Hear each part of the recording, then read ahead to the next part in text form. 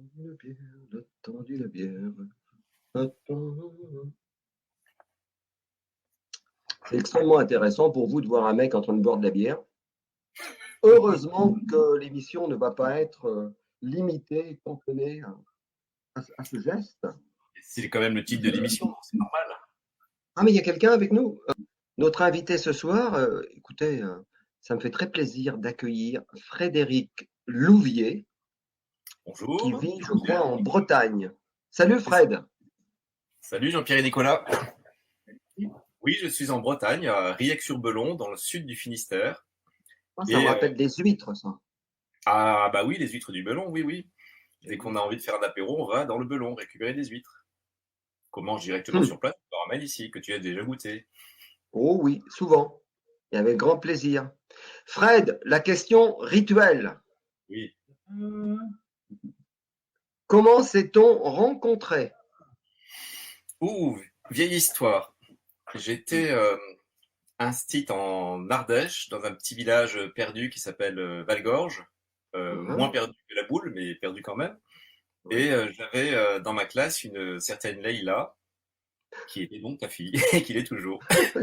Et je me souviens de la rencontre, oui, parce que j'étais à la bibliothèque municipale, et Oui. puis j'ai vu un gars bizarre avec sa femme. Je disais bizarre parce que je te trouvais bizarre. Et Ah puis ouais. je me suis Mais dit, bizarre par rapport à quoi? Par rapport au fait que je ne voyais pas dans mes eh oui, attitudes? et oui, parce Ah qu'en fait ouais. je voyais pas, je te connaissais pas en fait, et je savais même Bah pas oui, bien sûr. que vous étiez les parents de Leïla. Et puis en Ouais. vous voyant, on commence à discuter, je me suis dit, tiens, encore des écolos d'ici. Ouais. Parce que j'en avais un peu marre à ce Hein. moment-là, alors Oui. que je suis complètement dedans maintenant. Hein. Mais donc c'était ma première réaction, c'est ça, ouais, ouais. Et puis on a causé, et puis c'est vrai que tu m'as parlé de plein de choses au début que je Ouais. comprenais pas, et, euh, Ah ouais.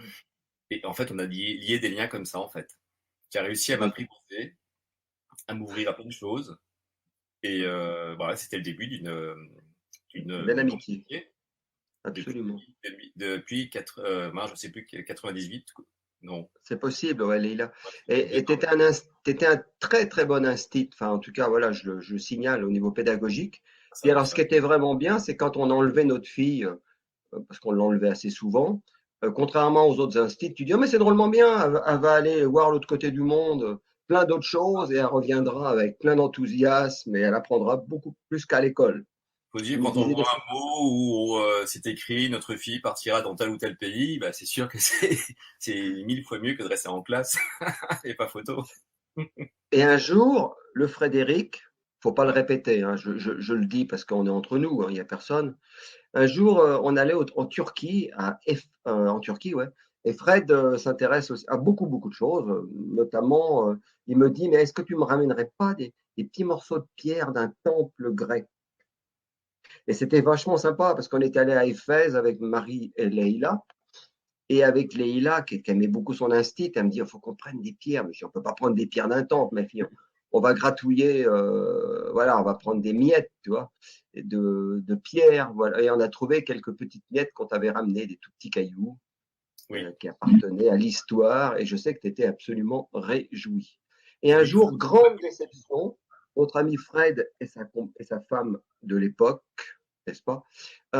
reviennent de vacances de Bretagne et nous disent, on est tombé en amour, c'était peut-être pas tes mots, c'est les miens, avec la Bretagne. Et moi, ça m'a fait un putain de manque quand tu as disparu d'ici. Ça m'a vraiment fait bizarre. Je me revois à la médiathèque de Valgorge une fois. J'étais dehors, Marie était en train de fouiller, chercher des bouquins. Et je me dis, mais putain, mais Fred est plus là. Et t'es parti en Bretagne et t'as construit, bon, je fais un raccourci, hein, une Oui. maison bioclimatique, on peut dire, C'est ça, les tampailles, ouais. Tampailles dans laquelle il y a. plafond, mur, sol, partout. Ouais. Et donc, je paye quasiment, enfin, je paye rien en chauffage en fait. Je brûle que de la palette, que de temps en temps. Et ça suffit pour me chauffer. Et Ouais, ne puis, dites pas qu'il fait toujours chaud en Bretagne l'hiver, c'est pas vrai. Parce qu'au mois de février, on descend dans des températures négatives quand même. Hein. hmm, Donc, il fait froid ouais. en Bretagne. Non, mais ta maison, c'est une réussite absolue, même au niveau ambiance. C'est ma maison préférée, c'est pas parce que je parle avec toi, sur le plan acoustique. quand on marche chez toi, il n'y a aucun son qui, qui est renvoyé. Tu sais, tout est absorbé, C'est plafond, le bois. plancher, par Ouais. 50 centimètres de paille, je crois, en dessous le bois. 45 à peu près. En fait, il y a 45. du bois, de la paille, de la terre et des murs en terre aussi. Et tout ça, ça absorbe. Tu vois, la salle de bain est complètement en bois. Il n'y a jamais d'humidité dedans. Tout est absorbé par le bois et puis par les murs en terre à côté. Et là, c'est vrai Ouais. que c'est très agréable, hein. Ouais. Et donc, tu es un site, mais c'est pas le volet qu'on va explorer ce soir. On va explorer le volet de l'artiste. Et, Et oui. et Et oui, le monsieur, il a même d'ailleurs, avant qu'on parle de quoi que ce soit, comment il s'appelle ton site? il s'appelle frédériclouvier.com, tout Et ça simplement. s'attache, c'est attaché, Frédéric Louvier, Oui, c'est attaché, ouais, ouais. Après, il y a Louvier. www Ok, devant, mais bon, ça se met tout seul quand on met sur la barre d'adresse. d'accord. Frédéric Louvier. Bah, tu sais, avant de dire qu'est-ce que tu fais, si tu es peintre, si tu es plasticien, je ne sais pas moi, montre-nous quelque chose, juste une pièce comme ça, si tu as ça, un tableau, je sais pas, tu es peintre, non? Je fais de la peinture, ouais, ouais, mais c'est pas ce que j'ai prévu de montrer.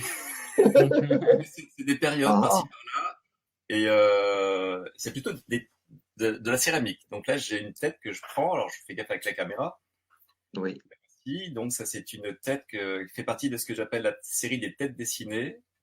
Donc c'est une ouais, tête en céramique. Donc c'est à base d'une argile prise dans mon terrain, une terre rouge. ah Au oui, départ, hein, je la tamise, je rajoute de la ouate de cellulose. En fait, elle est préparée pour résister au choc thermique.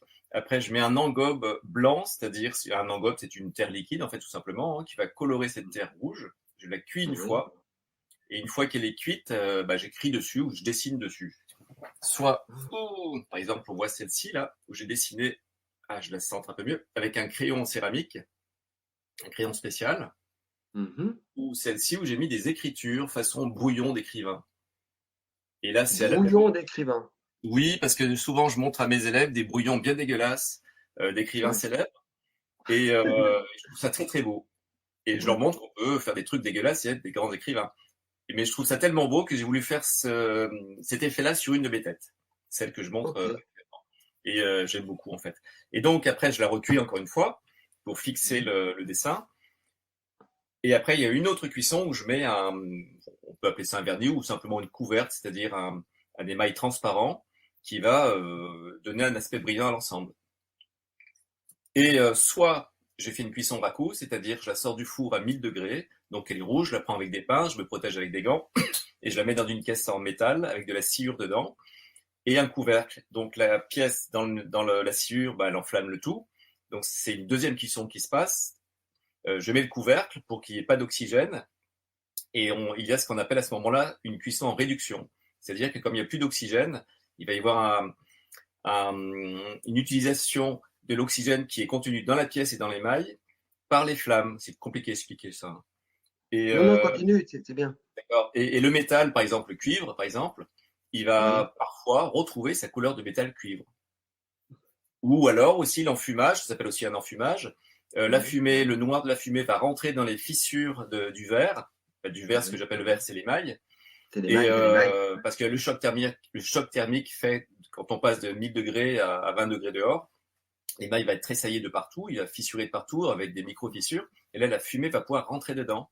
Et ce qui va donner un effet, l'effet typique des poteries raku, en fait, avec des craquelures. Ça donnait un effet sympathique. Et moi, je l'ai fait beaucoup à un moment donné, là, je le fais plus. Alors, attends, tu sais, Fred, je vais juste me bouger 30 secondes parce que je vais récupérer quelque chose que je veux rapporter. Ah, enfin, je crois savoir ce que c'est, enfin, j'imagine. Imagine. Alors, Hmm. je réapparais. Est-ce que, en tant qu'aveugle, je suis pas très doué pour montrer les choses dans le bon endroit? Non, c'est pas ça du tout. Mais c'est vieux, ça. Oui, attends, est-ce que c'est quelque chose qu'on avait fait à la maison? Oui, tu m'avais dit, tu devrais faire de la terre si enfin, je t'avais dit, on avait parlé de terre, voilà. Et j'en avais un petit peu et je m'étais amusé à modeler. Puis tu m'avais dit, je peux te les cuire en raku. Et j'avais Ouais. fait deux sortes de voitures un peu. un peu genre américaine, un peu allongée, un peu forme. Eh ben, je me souviens plus de ça, dis donc. J'ai un souvenir de ces deux voitures que j'avais modelées et tu me les avais cuites en raku et tu m'avais expliqué, tu avais allumé le feu. Enfin, c'était un très beau moment qu'on avait passé ensemble. On avait parlé de la transformation. Elle est Et super cette voiture, donc je l'avais presque oubliée. ouais, Elle est voilà, super. voilà. Bon, dis donc, tu as eu ta période, tu as eu plusieurs périodes dans la sculpture. Une époque, tu as eu ta période tête de Bouddha. Oui, en fait, avant la période tête de Bouddha, c'était la période vrac, où je m'essayais, je faisais tout et n'importe quoi. Et en fait, Ouais, à un moment donné, je me suis dit, mais je fais n'importe quoi, j'arrive je sais plus à quel âge j'avais, 40 ans et quelques, je sais plus. Et je me suis dit, il faut ouais. que je fasse quelque chose avec tout ça, parce qu'il y en a marre. Et il fallait que je m'organise, en fait, pour arrêter de faire un peu tout et n'importe quoi. Et Oui. puis, dans un centre de yoga où je vais souvent, il y avait une reproduction d'un Bouddha que je trouvais tellement magnifique que je me suis dit, je la veux. Et puis, bon, c'est une reproduction qui coûte dans les 300 euros. Je me suis dit, bah, plutôt que de l'acheter, je vais me la faire. Donc, je l'ai prise en photo dans tous les sens, je l'ai reproduit, tout et tout. Et donc, j'en ai fait une série. J'ai fait un moulage, plusieurs moulages d'ailleurs, à partir de la reproduction en terre que j'avais faite. Et j'ai dû en faire une quarantaine. Donc, c'était le début de ma période sérieuse. J'en ai un là, Oui, c'est un des derniers qui reste. Hein, c'est pas les plus réussis. oui. Voilà. Oups, là, on voit pas bien. Et donc, j'ai dû faire une quarantaine de ce type de têtes, en raku ou pas raku. La plupart ont été vendues, il reste celles qui ne sont pas très vendables, dont celle-ci. Bien sûr. Et Oui. ça a duré peut-être 2 ans. 2 ans, Mhm. j'arrivais pas à m'arrêter, je trouvais ça vraiment très fort, ça me touchait beaucoup.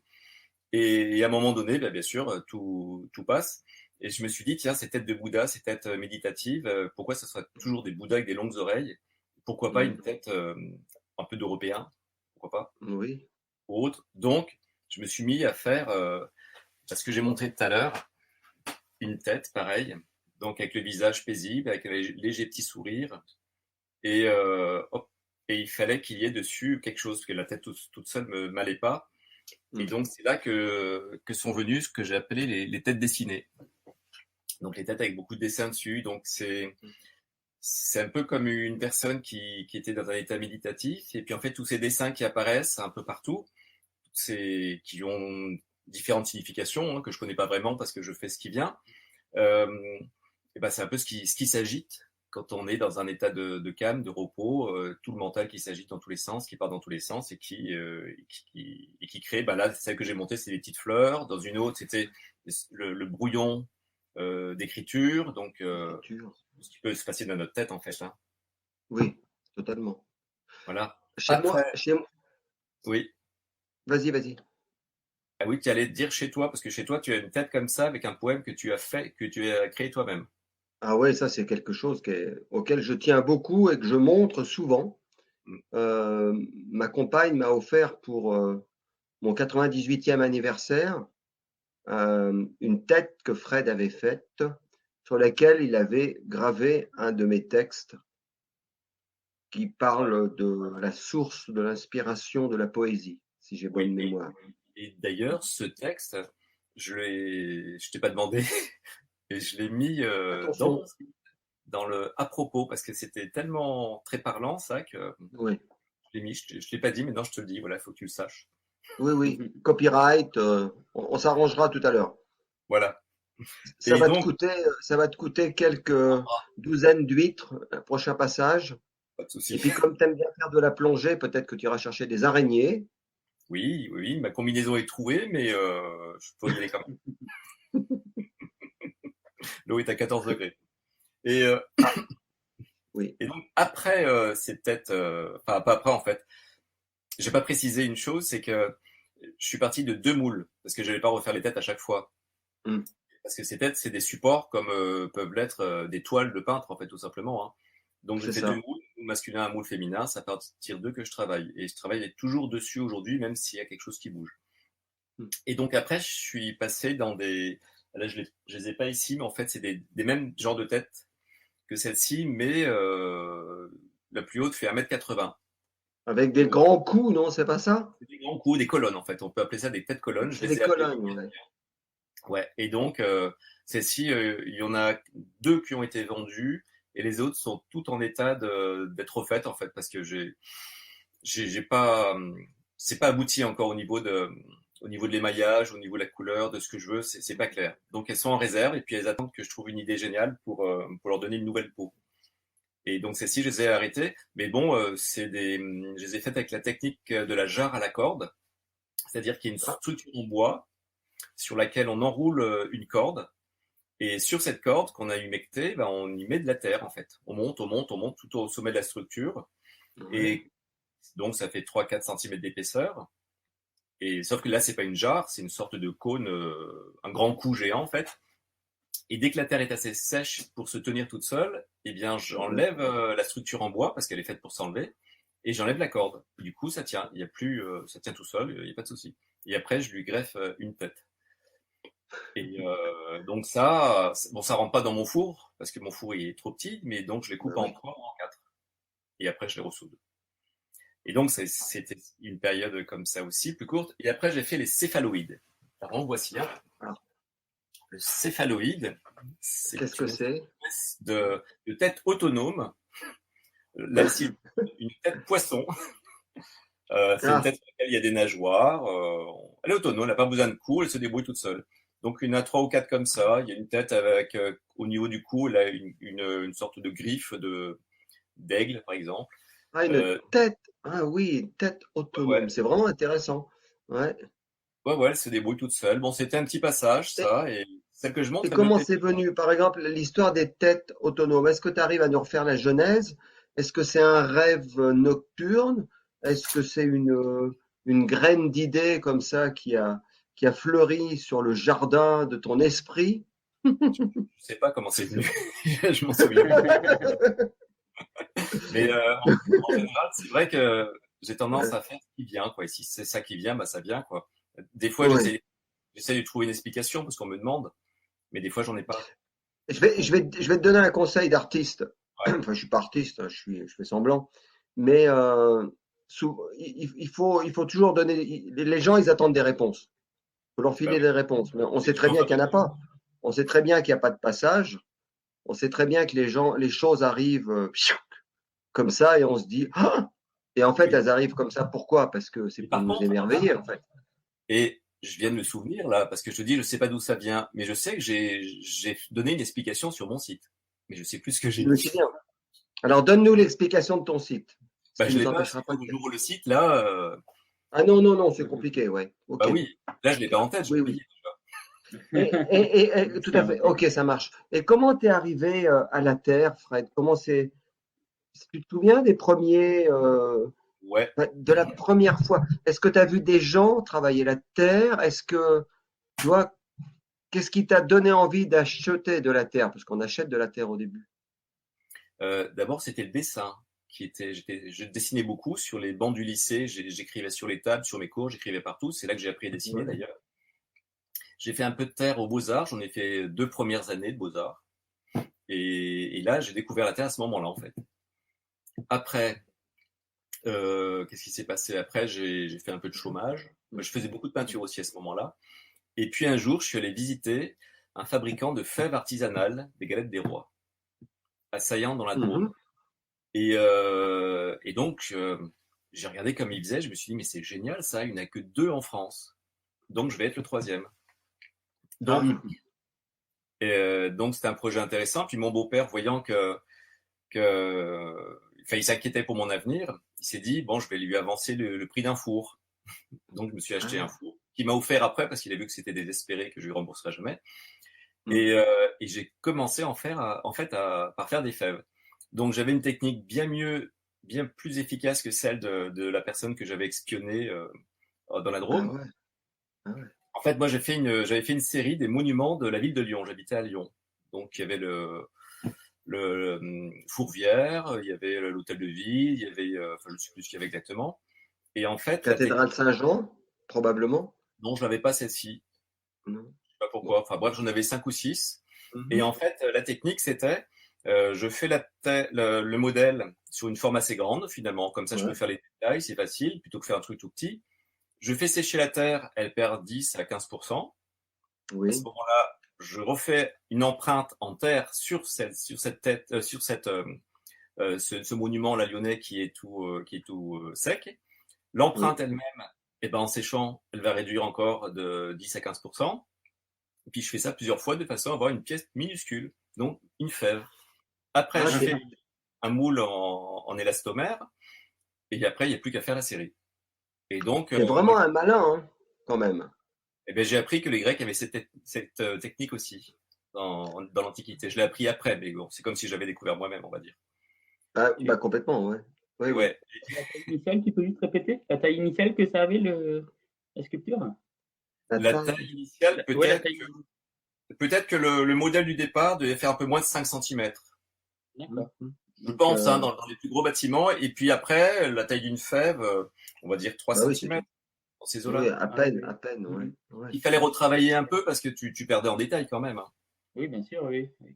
Et puis donc j'étais en train d'expérimenter des différentes essais en porcelaine avec ce fameux super four. Mais c'était vachement dur parce qu'il y avait aussi toute la partie commerciale à faire. C'était pas du tout mon truc. Et puis à ce moment-là, j'avais passé le concours pour être un site, hein. Et puis j'étais Oui. sur les complémentaires. Et puis là, un instit s'est cassé la gueule en parapente. Il s'est cassé les deux jambes et c'était en Ardèche. Et c'était génial parce qu'on m'a appelé le jeudi pour que j'y sois le lundi. Et du coup, Ah j'ai tout oui. arrêté. Eh oui. Et le choix était simple, hein. J'attendais en plus, enfin, on attendait un petit garçon qui allait venir quelques mois après. Donc, j'ai Bonjour pris David. David, voilà, ouais. Et donc, j'ai foncé. Et Hmm. du coup, bah, l'idée d'être le troisième producteur de France de fèves artisanales est tombée lui aussi. Et j'étais content parce Ouais. qu'à ce moment-là, mon beau-père m'avait déjà offert le four, donc j'avais pas à lui rembourser. Et du coup, je sais plus comment j'ai découvert le raku après. En fait, si je suis allé dans le raku, c'est parce que c'est rapide. Hmm. D'accord, Euh, oui. on prend une terre qui est costaud, qui grise pas grand-chose. J'ai fabriqué un four. Bon, j'avais un four en électrique, d'accord, mais j'ai fabriqué un four à gaz. Et Oui. là, en fait, on monte en 1 heure à 1000 degrés, et puis après, on sort, et puis c'est génial. Enfin, quand on Et débute, puis c'est... c'est très inattendu, Fred, aussi en même temps, le raku. Oui, oui, oui, Après, il y a les il y a beaucoup... flamèches qui. Oui. Ah oui, parce que je pouvais remplir un camion entier de débris, hein, tellement il y a eu des dégâts aussi, hein, Oui. oui. Oui. Ouais. Et, Oui, oui. donc, ouais. Le raku, maintenant, j'en fais plus, en fait. Depuis, ça se trouve, ça fait bien 1 an que j'ai arrêté. Mais j'en faisais que de Hmm. temps en temps. Je préférais, je cherche autre chose maintenant au niveau de la peau de mes têtes. Et donc, j'en arrive aux dernières, qui sont derrière moi. Je vais vous en montrer Oui. une. Alors, Ah ça oui. commençait, j'ai appelé ça un reflet parce que j'ai mis une tête l'une sur l'autre. Ah, Et puis, c'est lourd. ça fait Et mal. donc, il s'agit donc, voilà, de deux têtes, une masculine et une féminine, bon, qui ont une coiffe ou pas une coiffe. Et puis, voilà. Elles sont l'une au-dessus de l'autre, Fred? Elles ont en commun le cou, donc il y a une tête qui est à l'envers, Ah, je qui sert de comprends. socle. Ah oui, mais tu m'en as fait toucher déjà une fois. Ouais. Oui. Et puis il y a celle du dessus qui domine. Alors les toutes premières, en fait, on pouvait inverser. On pouvait mettre la tête féminine dessous, puis la masculine dessus, suivant nos états, hein. Fais Mais attention avec le féminisme aujourd'hui. Hmm. bah, pour ça, c'était réversible. Je faisais dans le sens comme ça, on n'avait rien à me dire. Et là, par contre, c'est ce petit féminines qui sont au-dessus. Donc il y a Oui, celle-ci. Et on puis, entend le. c'est lourd, ouais. Et les Oui, ça a l'air dernières, vraiment. je leur ai mis des casques. Alors, il y a toujours la tête très paisible, très méditative, mais Mhm. avec une sorte de casque façon gladiateur au Moyen Âge. Ah, Et, ça donc les c'est ton dernières, côté héroïque fantasy, ça un peu, non? c'est s'il faut chercher une explication. Alors attendez, là, celle que je monte, là, elle n'est pas émaillée encore. Elle attend. J'ai D'accord. changé de Elle attend couleur. l'émail. Hmm. Ouais, j'ai changé de couleur pour monter en haute température, et donc je suis en train de faire des Hmm. essais. Parce que si je me loupe là-dessus, ben, ça serait beaucoup de boulot pour rien. Je la Eh oui. pose. Oui. Et donc celle-ci, c'est marrant parce que ce qui est venu en inspiration quand cherché à expliquer pourquoi j'ai fait ça, ben, je Mhm. les vois comme des sortes de gardiens inconscients, des choses comme des personnages invisibles qui étaient là pour nous protéger aujourd'hui, alors que Ah. notre planète dans un état bizarre. Et c'est le seul truc qui m'est venu. C'est très bizarre, donc je n'ai pas d'autre explication. Mais je pourrais les appeler, au lieu de les appeler reflets, je pourrais les appeler gardiens. Donc c'est un peu comme des anges en fait. Ils ont le visage très paisible, ils sont tout en paix. Et pourtant, ils ont une cuirasse par-dessus, ils ont un masque de guerrier. C'est très étrange. En tout cas, ce qui ressort de tes descriptions, parce que évidemment, moi je ne les vois pas, c'est la paisibilité, enfin c'est la paix, quoi, c'est la pacification dans tes Oui, visages. ouais, il y a ça. Mais donc, on en arrive à maintenant, Hmm. où là, il y a un autre aspect qui ressort. En fait, je vais continuer d'en faire de ces têtes-là. J'ai pas terminé complètement, mais j'ai un besoin de liberté qui arrive. Et là, je Ah. suis en train de faire des choses complètement abstraites et qu'on peut qualifier de bizarres. Et en Mhm. gros, quand, quand je vais montrer vraiment ce que je fais maintenant par rapport à ce que je faisais avec ces têtes-là, on va trouver ça Oui. complètement fou. Il y a plein de gens, il y en a déjà un qui m'a dit, mais c'est moche ce que tu fais, c'est n'importe quoi. Alors On voici s'en une. fout de ça. Ouais. Ouais, c'est très étrange. Et puis en fait, ça passe pas du tout au niveau de la caméra. En gros, là, c'est un Ok. amalgame de plaques de terre sur lequel j'ai planté des clous. C'est Oula! des Ouais. clous qui sont passés au four. Et sur cet amalgame de terre, j'ai mis des émaux différents. Je me suis lâché, j'ai craché tout ce que je Ok. pouvais Ouais. et je l'ai monté à 1150 degrés. Donc les clous, ils ont pris un aspect calciné. J'ai mis des mailles aussi sur les clous parfois. Hein. Mhm. Et ça donne un aspect un peu plus dur, c'est un peu moins paisible. D'autant Ouais. plus qu'il y a une autre forme, parce que là, c'est celle que je monte, mais les autres, elles sont pas. Peut-être que je les montrerai en photo quand j'enverrai des photos. Oui, à C'est Nico. Ouais. une cavité avec une sorte de colonne vertébrale derrière. Et Hmm. cette cavité, elle est remplie de clous, plein de choses assez horribles, en fait. On peut voir ça de façon très, très Moi qui te noire. parlais de visage paisible, Et hein? ben voilà, bah, vu s'il y a paisible, il y a forcément l'opposé quelque Oui, part, l'autre face de la absolument. médaille. Et donc là, voilà, c'est Complètement. elle qui est en train de sortir en ce moment, pour équilibrer. Le yin et le yang. Ah ouais, c'est ça. Voilà. Et donc Ouais, ça, c'est. je trouve superbe de.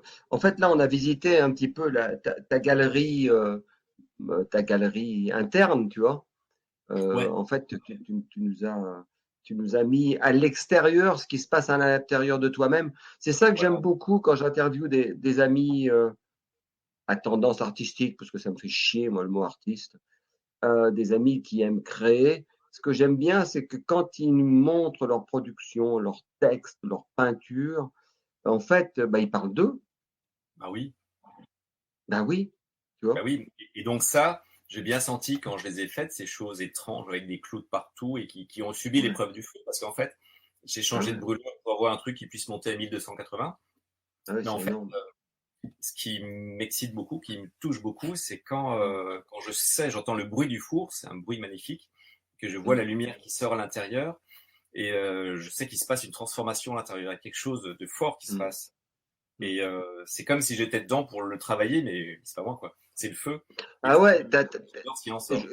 j'ai envie de te donner le mot orgasme parce que je l'adore, mais je veux dire sérieusement, quand tu entends, ça me fait vraiment, non, merci Fred de dire ça. Je veux dire, j'arrive à entendre l'émotion que tu peux avoir quand tu entends qu'à l'intérieur du four, il y a le processus de chaleur qui, d'un seul coup, vraiment transforme, quoi. C'est vrai que ça Oui, doit être jouissif, quoi. Ça doit être, et quelque ouais. part, on peut même transposer ce processus qui se passe dans le four, c'est le processus Mm, qui se passe à l'intérieur aussi, parce que il y a mm. on dirait comme un effet miroir. Oui, Cette pièce-là, elle est née en moi d'abord, mais elle a dû passer après par le feu pour bien pouvoir sûr. avoir une forme. Et les Oui, deux, oui, oui, oui. ce Oui, bouillonnement, il y a une collaboration, ouais. Il y a une co-création, ouais. c'est ça, ouais, ouais. Et donc ça, c'est l'aspect, on peut dire l'aspect sombre qui ressort. Mm, Et j'en suis très vachement bien, content, ça me fait vachement du bien en fait, parce bien que je sûr, sens comme une sorte de libération en faisant ça. bien sûr. Et donc Oui, là, j'en suis au début. Alors peut-être que je ferai plus de tête paisible après, ou bah, moi tu je sais sais pas. pas. Juste comme on arrive vers la fin de l'émission, est-ce que c'est quelque chose aussi que tu essaies de transmettre à tes élèves, à leur faire découvrir? Est-ce que tu t'en sers comme outil pédagogique peut-être? Ils sont, il y en a beaucoup qui sont abonnés à mon Instagram, c'est rigolo. Parce Ah, qu'ils Ah ouais, sont abonnés, mais ils n'osent pas trop m'en parler. Des fois, ils osent. Et c'est assez marrant. Et donc, la terre, ouais, j'en ai fait un moment avec mes élèves. Et j'utilisais mon four pour cuire ce qu'ils faisaient. Mais après, là, bon, pour plein de raisons techniques ou autres, j'utilise plus mon four avec eux. Mais, la terre au collège, ouais. Ah ouais. Et ça, je sais que ça leur fait énormément de bien. Et donc, il m'arrive de faire des têtes avec eux, ouais. On commence par une boule, après on fait le creux des yeux, puis après les paupières, enfin on fait la boule de l'œil, après les paupières, le nez, la bouche, tout ça, c'est assez passionnant à faire, ouais. Super. Ben écoute, Fred, on arrive au bout. Je sais pas pourquoi, d'un seul coup, j'ai une image là. La première fois que je suis allé te voir en Bretagne, on est allé pêcher. Ouais, Et on était avec David, qui était tout petit. mm, David, d'ailleurs, que je salue pour la deuxième fois, qui est ton grand garçon et oui. qui vit en Écosse et qui est musicos. Et j'aime beaucoup ce que David fait. D'ailleurs, je me dis que ça ferait partie des gens que je pourrais un jour Ah bah oui, peut-être interviewer. J'aime beaucoup ce qu'il fait. Je comprends pas pourquoi il nous sort des musiques qui ressemblent beaucoup aux années 70, très country, mais ah j'aime bah oui, beaucoup. Moi, ça me touche énormément, voilà. Et il réellement. fabrique tout ça aussi. Oui, il fabrique des guitares, oui, tu as raison. Ouais, c'est aussi un artiste. Bon, on va parler des autres enfants. On était allés à la pêche tous les trois, et c'est moi qui avais pêché le plus de poissons. Tralala. Oui, c'était j'ai plus le nom, c'était des longs poissons avec des arêtes bleues. Oui, En fait, j'en ai c'est pêché ça. que 2 fois. La première fois qu'on est allé pêcher en Bretagne et la deuxième fois avec Mm. toi. Et c'était Oui. étonnant parce que j'en ai plus depuis. Et c'est des poissons, c'est vrai qu'ils arrivent en banc et puis une fois qu'on balance le Je sais truc, plus là, ils comment sont. ça s'appelle non plus. Je cherchais le nom à travers toi. Ouais, c'est pas aiguillette ou. Je sais plus le nom. Mais comme Des quoi? j'arrive à pêcher. Des quoi? Des aiguillettes, il me dit Ah bah c'est le ça Julien alors. là-haut, la technique. Ouais. Parce qu'on Et- on a un technicien qui est intelligent, hein, même instruit d'ailleurs. Donc de temps en temps, c'est ce qui est bien, c'est que il pallie à nos manques. Et la ah oui, dernière truc que je voudrais raconter, c'est un jour on était en Bretagne ensemble. Écoute, voilà. On va à la plage et c'était un jour de tempête. Ah, oui. des orties, Fred, Ah des non, orties. là, c'est ça le nom, oui.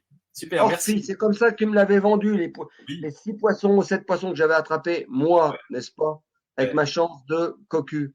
Donc, la dernière chose que je veux raconter, c'est une anecdote. On était ensemble, il y avait une tempête, et c'était au mois de janvier ou février, il faisait un froid de loup dans ton pays, et je me suis un peu trop avancé sur la plage, et je me suis pris une putain de vague sur la tête, et j'étais trempé, mais alors trempé, je sais pas si tu te souviens, et on Ça est me dit allé quelque au chose. bistrot local.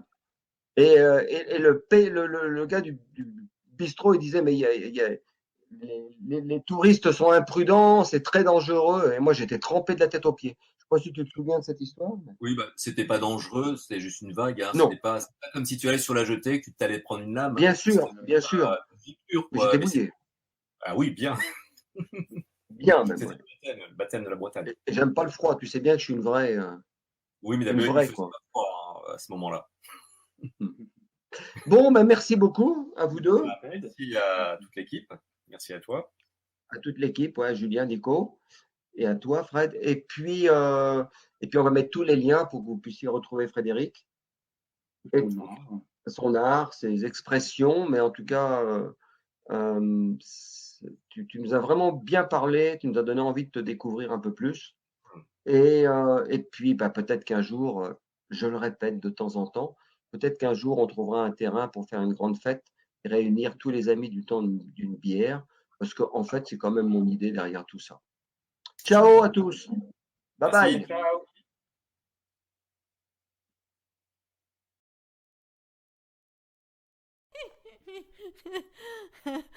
C'était le temps d'une bière.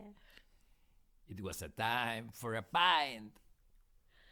Fue el momento de la cerveza. Es war Bierzeit.